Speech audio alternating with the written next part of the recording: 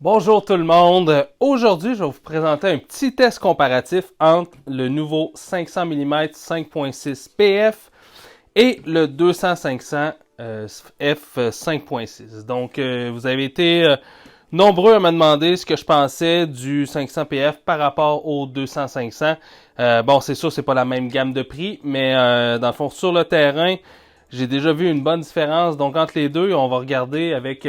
en fait, j'ai installé une petite cible ici sur mon mur et sur mon trépied, donc avec mon D800, mon D810, oui c'est ça. Donc on va tester au niveau de la netteté de l'objectif, voir de quoi ça a l'air.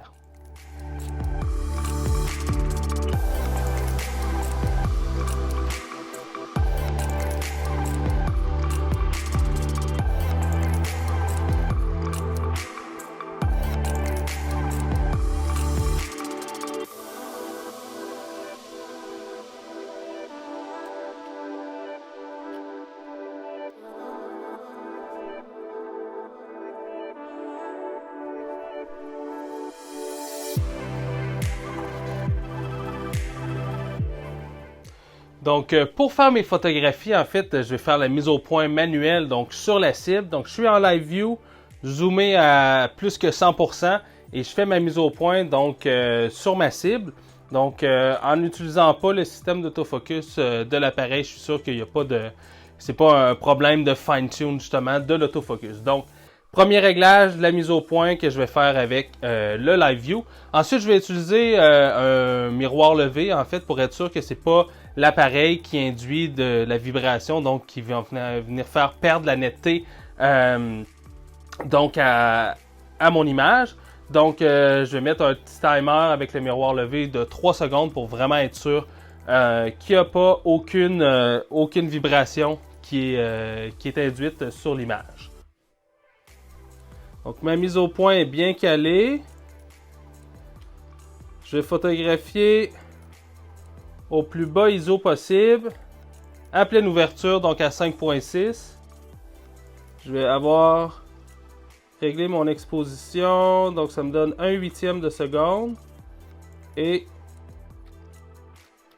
voilà, je vais juste jeter un petit coup d'œil.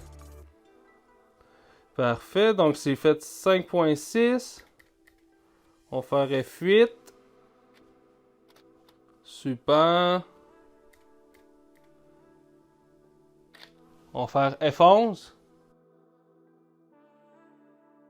F16. Donc à F22, je suis présentement avec 2 secondes de temps d'exposition. Donc c'est super important, même avec mes pieds. Faut pas que je fasse bouger le sol parce que sinon je vais induire justement une vibration dans l'appareil.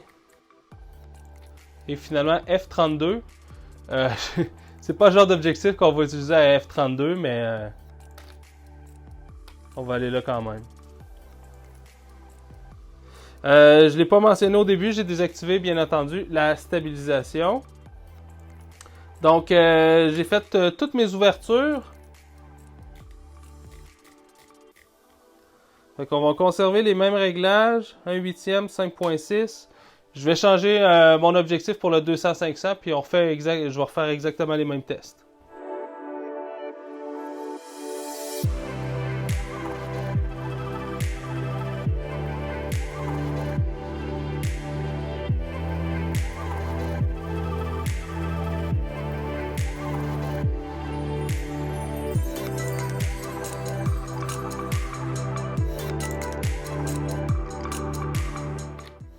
Donc une première constatation, c'est qu'en fait je suis plus serré.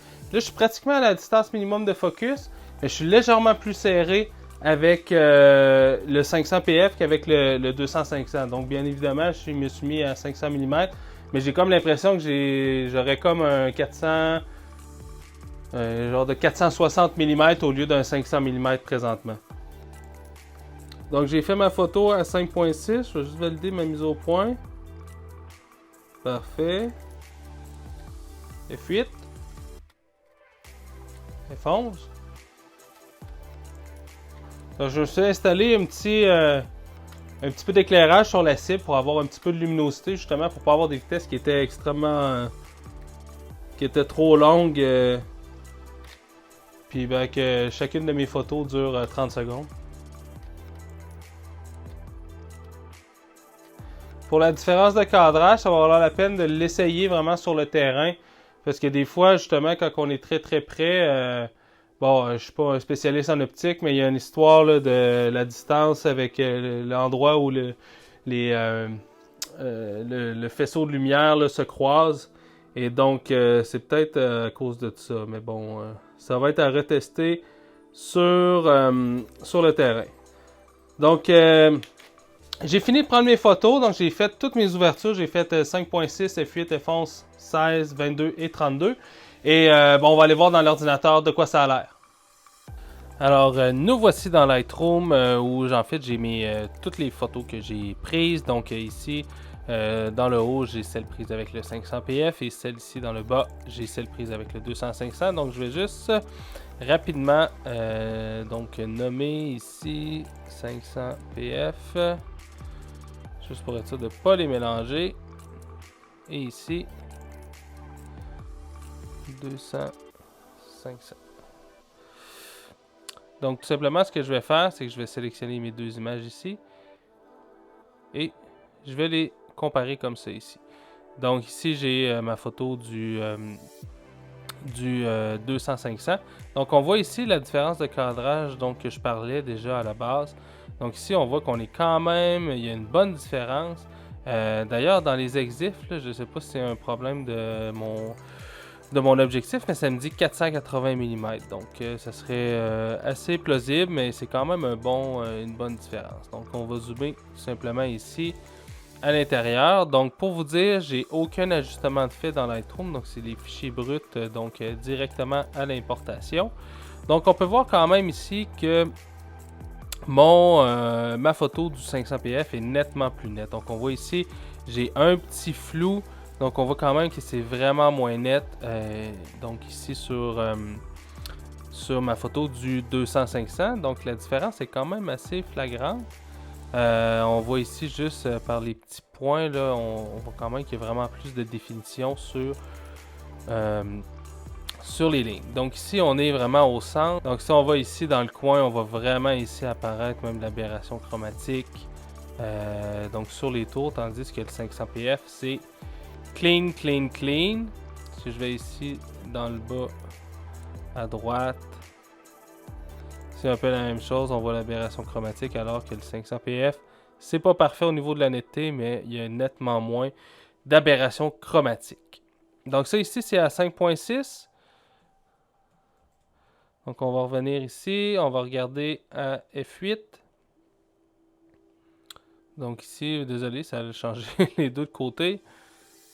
Donc si ici on regarde à F8, c'est vraiment mieux ici, donc avec le 500pf, donc c'est clairement vraiment beaucoup plus net que le 200-500. Si on va regarder dans les coins, ici encore l'aberration chromatique. Au niveau de la netteté, c'est vraiment pas la même chose. Si on va ici dans le coin en bas, c'est la même chose. Donc ici on voit, j'ai même du bleu ici, du cyan et du magenta. Donc l'aberration chromatique est vraiment pas la même sur les deux. On va regarder ça à F11. Donc si on regarde ici au centre. Donc ici ça commence à être vraiment intéressant pour le 200-500. Je dirais que c'est limite semblable au centre. Ici c'est un peu plus net pour les 500pf. Mais tout de même, ça commence à être pas mal acceptable pour... on voit ici, j'ai même l'aberration chromatique, là, ici, même au centre. Ici, là, on le sent un peu sur les côtés. Si on va voir sur le coin ici, on sent encore l'aberration chromatique. En fait, on la sent encore plus. C'est drôle que tout à l'heure, alors qu'ici, sur le 500pf, On en voit un tout petit peu ici sur la ligne extérieure, mais disons que c'est vraiment pas dérangeant. Ici, la même chose, on voit bien. Ici, on en sent un tout petit peu, mais c'est vraiment pas comparable au 200-500. La netteté dans le coin est quand même pas si mal ici, mais on sent quand même qu'on commence à perdre les côtés, tandis que sur le 500 PF, c'est vraiment bien. Donc on avait 5.6, F8, F11, donc ici on est rendu à F16. Bon, c'est pas des ouvertures qu'on va généralement utiliser avec ces objectifs-là, mais on va quand même aller jeter un petit coup d'œil de quoi ça a l'air. Oups. Donc, bon, la netteté, c'est encore supérieur ici sur le 500 PF. Bon, ici, c'est quand même pas si mal sur le 200-500. Si on va voir ici sur les côtés, c'est un peu la même chose. L'aberration chromatique n'a pas vraiment bougé par rapport à nos précédentes photos. Si on va voir à F22. Donc ici, on voit la diffraction commence à apparaître. Là. On commence à perdre en netteté. Autant sur le 500 PF que sur le 200-500. 200-500, c'est un peu plus flagrant.